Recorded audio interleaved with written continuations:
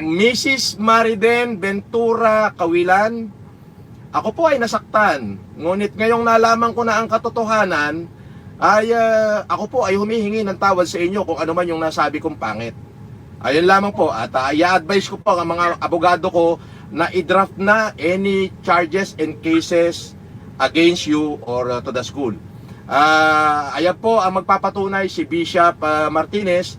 Ma'am, ako po, in behalf of my team, pati po doon sa mga emisaryo ko na pinadala dyan sa Cagayan State University, ako po ay nasaktan talaga sa nag-circulate, lalo na't may pirma kayo. Pero ngayong naliwanagan ako na inedit nila yung pangalawang letter at yung isang letter naman ay for internal affair lang pala, ay talaga naman palang ang gusto pa mangyari nitong basher ko ay mag-away tayo. Pasensya na po. At ako po ay nangangako na anything that I could help to improve the quality of the service of the CSU, Team Caliber and Francis Leo Marcos will always be gladly be of help.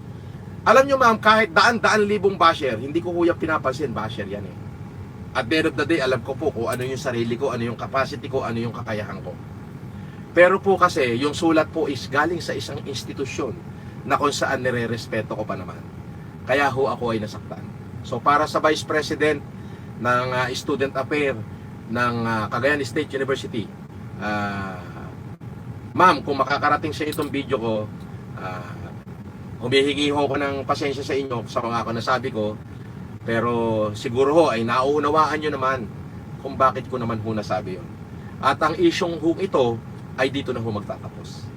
Maraming salamat po at magandang umaga, magandang araw sa inyo lahat. Ang maririnig nyo po mga kababayan ay yung pong head ng aking emisary ay yung pinaka-head negotiator ng Team FLM, Team Caliber, kung ano ba talaga yung totoong pangyayari na naganap dyan sa Cagayan State University, yung kanilang nilabas daw na memorandum na pinagkakalat ng grupo ni Puginius na nasa website daw ng CSU regarding doon sa pirma ni Mrs. Mariden Ventura Cawilan. Magandang araw po, Bishop. Yes, good morning. Magandang araw po. Ito po si Bishop Martinez ng Evangelical Christian ng buong Cagayan. Siya po ang aking lead at siya po ang galing kanina doon sa Cagayan State University. Bishop, ano yung napag-usapan nyo? First things first, nung dumating ka ron, sino una mong nakausap? Ang unang nakausap ko doon, sir, si President Art Ibanez. Apo. And then kasi wala pa si Vice President Mariden Cawilan Ventura kanina. And then sabi ko, Brad, meron akong sanang concern, sabi ko. Regarding dun sa letter kay FLM na naidawit yung pangalan niya, nasa circulation ng CSU yata yun. And sabi niya, wala akong alam dyan, pero kung sabi mo si Vice President Ma'am Mariden, sabi niya. So I waited for her. After ng meeting nila, nagkaroon mo sila ng mass after ng meeting for 1 hour siguro, more than yun, inantay ko po at talagang pinagtyagaan ko inantay. Hanggang sa yun, lumapit sa akin with 2 of his personnel. Yun, usap kami, 4 kami nag-usap. Okay. Unang-una po, pinakita nyo ba yung edited letter? Kasi dalawa yung nag-circulate sa internet. Yung isa, tinanggi nila yon as edited. Yung isa naman ay yung memorandum nila, ang pinalalabas dito nila ng Puginius, yung mga basher ko, is nakapost daw yon sa website ng CSU. Totoo ba yon? Yun ang sabi niya. Ang sabi naman ni Ma'am Mariden, paliwanag niya, Ma'am, ano yung sulat regarding Francis Leo Marcos? Hindi po, Bishop, totoo ba na nandun sa website daw nila? I don't know if that is their website. Ang sabi niya nasa 888 daw, nasa... Email lang. So, email. Kasi nung chinecheck ko yung website nila, chinecheck ng team natin, wala namang post na ganon. Wala. So, ano ang paliwanag niya ron, sir? Ang sabi niya, being the head of the student affairs, sabi niya, academic affairs, tungkulin ko na. Tuloy tayo. Ang paliwanag ni Ma'am Mariden Cavilan, who is the present Vice President for Academic Affairs, sabi niya bilang parang nanay ng mga estudyante, tungkulin ko na protektahan sila kasi letters reach my office regarding complaints doon sa involvement nila kay Francis Leo Marcos. Sabi niya, so I just made a letter, sabi niya, pero internal yon, sabi niya, just to warn them na mag-iingat sila. Yun ang sabi niya. So sabi ko, kasi parang di ba na-publish yan na publicly, sabi ko hindi naman daw internal ang purpose. Okay. So sabi ko, what made you make that letter or sign that letter? Sabi niya, yung alleged na, yung complaints ng mga estudyante niya. So sabi ko, ano ang nature ng complaint? When I asked them that, wala naman silang masabi. Okay. Nature ng complaint. Sabi ko, meron ba siyang nilokong estudyante ng CSU? Meron ba siyang pinangakuan? Kasi ang alam ko niya, nag-vlog siya. Kung sino yung unang pupunta dun sa vlog niya at magmamano, bibigyan ng pera. Di ba niya nabigyan? Sabi naman nila, nabigyan naman yata. So, complaint. Sabi ko, anong complaint? So, sabi ko, ang masakit din naman kay FLM yan. Sabi ko, dahil wala siyang kaalaman. Especially so, meron siyang lagi-laging optical mission dito sa Peña Blanca. He will be coming back 24, 25, 26 of this month. Masisira naman ang pangalan niya. Kasi bakit naman gano'n? Siyempre yung mga tao, kapag yan nag-circulate na, siyempre negative ang tingin nila. Sabi ko, yung tao, willing ko man din na tumulong sa ating mga kababayan. Yes, and I already did. Kahit dito sa CSU ako, if opportunity comes, tutulong siya sa mga alam niya na kung saan siya makakatulong, sabi ko sa kanya. Ayun, so sabi ko, willing ka ba na pumunta si FLM dito? Sa payo. Sabi niya, wala naman dapat pag-usapan, sabi niya. Pero sabi niya sa akin, honestly, sabi niya, nasaktan din ako dahil tinira-tira niya ako sa vlog, sabi niya. Ay, bakit hindi ko titirahin? Bakit hindi ko titirahin? Sa tingin mo, ako hindi nasaktan? Oo nga. Sabi ko, nasaktan din yung tao, sabi ko. Oo. So, ano kaya ang magandang gagawin natin, ma'am, sabi ko. Sabi niya, medyo pumalma na muna siya dun sa vlog niya, sabi niya. And then, para maayos, sabi niya. Siguro, later on siguro. So yon. So ibig sabihin, Para hindi na lumaki daw. okay. Pwede sana itigil niya muna. So Kumbaga, gusto niyang kumalma ako. Yeah. Pero sabi ko, nasaktan kasi yung tao din. Wala akong malay-malay. Tumulong na nga. Yun ang tumulong na nga. Siya pa yung gano'n. Sabi ko. So, ako ma'am, sabi ko, ako ay... Seconds. Go! Okay, tapos, sabi niya kumalma ako. Kumalma lang ako. Ano ang magandang, sa tingin mo, magandang gawin, ma'am? Sabi mo sa kanya na may tumigil na muna para maayos, sabi niya, para mawala na yung ano. And then, siguro, ang nasa mind ko naman, bilang negotiator, siguro time will come, hindi din siya magipag-usap, siguro dyan. Pero sana sinabi mo, kung nasaktan siya sa mga sinabi ko, mas nasaktan ako doon sa letter nila. Yeah. Pero anong sinabi niya, hindi naman para mag-circulate. So talagang ang nangyari dito, pinag-aaway pa kami nung grupo ni Makagago, ng Pugenius Group. Hindi actually intention yan na i-publish yan. Wala naman daw siyang, nasa email lang daw yan. Nasa email. Just email yan, nagulat na siya, ba't na lumabas So syempre ako, katulad ko, kahit yung mga abogado ko, natakot din naman. Yeah.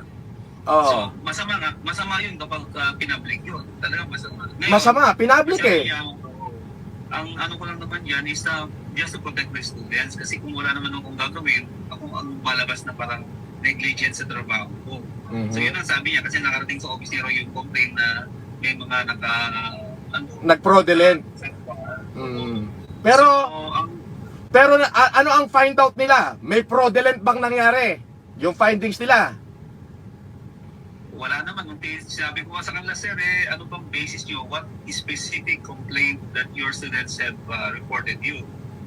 wala naman silang masabi. Kasi kung meron sana, kaya sabi ko, may niloko ba siyang estudyante nyo? Meron ba siyang pangako? Kasi nung nag-live siya, kung sino yung pupunta, bibigyan niya ng pera. Naibigay ko yung pera, naibigay naman daw. So, nabaldan na naibigay din. So, ano din, so wala naman silang masabi. Kasi, sinetize ko nga bilang negotiator din, kung yung good cause noon. Yes, siguro, ang ano niya lang is, na alam mo lang siya dahil maraming basher, malakas yung basher. Well, anyway, Bishop, maraming salamat. Marami daw nagsisend ng mga communication sa kanya na negative about you. So, doon siya nadala siguro. Okay. Ay, marami yan. Pagka negative, talagang tatagta rin ng basher siya dan. Eto kasi yung masakit. Ako hindi ko pinapansin yung basher ko pero kasi yung kanila, institution na. Kaya papansinin ng abogado ko yan. Kasi kahit 1,000 basher magsabi ng negative sa akin, basher lang yon. But when it comes to institution, katulad yan, institution yan, syempre, pag sila naglabas ng negative sa akin, papansinin ng abogado ko yan. Kaya naman dumating kayo lahat. We go. So, Bishop, maraming salamat sa team natin sa pagpunta dyan. So, in fairness, thank you po. At ako'y ganito, sa harapan mo, nakikita ko, Mrs. Mariden Ventura Cawilan, ako po ay nasaktan. Ngunit ngayong nalaman ko na ang katotohanan, ako po ay humihingi ng tawad sa inyo kung ano man yung nasabi kong pangit. Ayun lamang po. At i-advise ko po ang mga abogado ko na i-draft na any charges and cases against you or to the school. Ayan po ang magpapatunay si Bishop Martinez. Ma'am, ako po in behalf of my team, pati po doon sa mga emisaryo ko na pinadala dyan sa Cagayan State University, ako po ay nasaktan talaga sa nag-circulate, lalo na't may pirma kayo. Pero ngayong naliwanagan ako na inedit nila yung pangalawang letter at yung isang letter naman ay for internal affair lang pala, ay talaga naman palang ang gusto pa mangyari nitong basher ko ay mag-away tayo. Pasensya na po.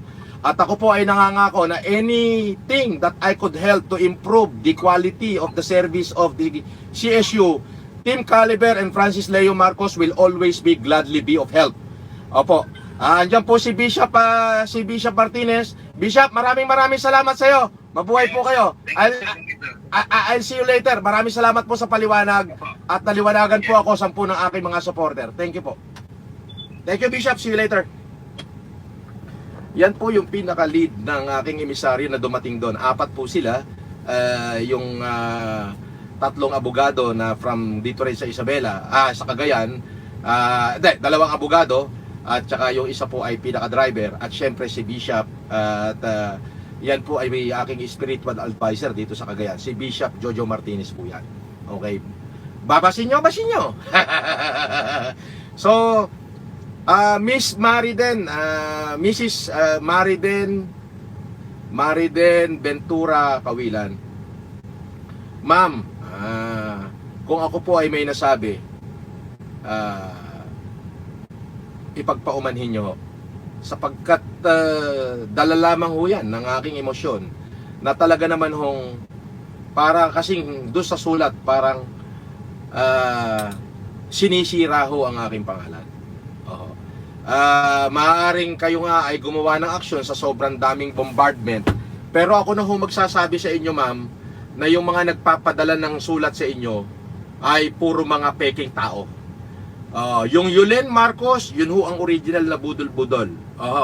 Yung Food Genius Group at saka yung grupo ho nung MG, yan laging kalabang ko, ay gagawin ho talaga ang lahat para masira ako.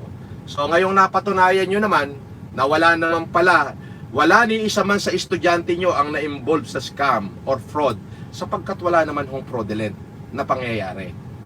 Yan ho ay akusasyon. Maaari ngang sa pagprotekta nyo sa inyong mga estudyante ay nagawa nyo yan sulat na yan. Ngayong nalaman ko na yan ay for internal affair only, kaso po ma'am, ang una pong nakakita, edited pa, pangalawang sulat pa. Mga abogado ko agad Kasi hindi naman ko napapansin yung mga ganyan. So, antibado sila agad na nagsabi, kasuhan mo to. Sige, upakan mo to. But ngayon hong naliwanagan na, kaya ho pinilit ko papuntahin dyan yung aking emisaryo para naman magkaalaman. Ngayong napatunayan nyo na wala namang fraudulent at wala naman hong scam na nangyari. Una, according sa investigation nyo, na ibigay naman kung ano yung pinangako ko sa estudyante. At wala ho kayong estudyante na na-involve sa any fraudulent scam. Nagkataon lamang na talagang sigurong malapit sila doon sa lugar kung nasaan ako, at nagkataon namang ako ay may offer na mga ganon, parte ng aking vlog. At syempre, hindi makapayag yung mga hindorotot kong basher, kaya naman ginagawa nila yung ganon. Marami ho ma'am, meron pa, marami silang kinakalapag. At the end of the day, puro mali. Yun lamang ho ay ginagawa nila para mapagtakpan ang batikos at mga kasong isinampa ko laban sa kanila. Yun ho ang katotohanan nun. Alam nyo ma'am, kahit daan-daan libong basher, hindi ko kuya pinapansin, basher yan eh. At the end of the day, alam ko po kung ano yung sarili ko, ano yung capacity ko, ano yung kakayahan ko. Pero po kasi, yung sulat po is galing sa isang institusyon na kung saan nire-respeto ko pa naman. Kaya ho ako ay nasaktan. So para sa Vice President ng Student Affairs ng Cagayan State University, ma'am, kung makakarating sa itong video ko, humihingi ho ko ng pasensya sa inyo sa mga ako nasabi ko. Pero siguro ho ay nauunawaan nyo naman kung bakit ko naman ho nasabi yun. At ang isyong ho ito ay dito na ho magtatapos. Maraming salamat po. At magandang umaga, magandang araw sa inyo lahat.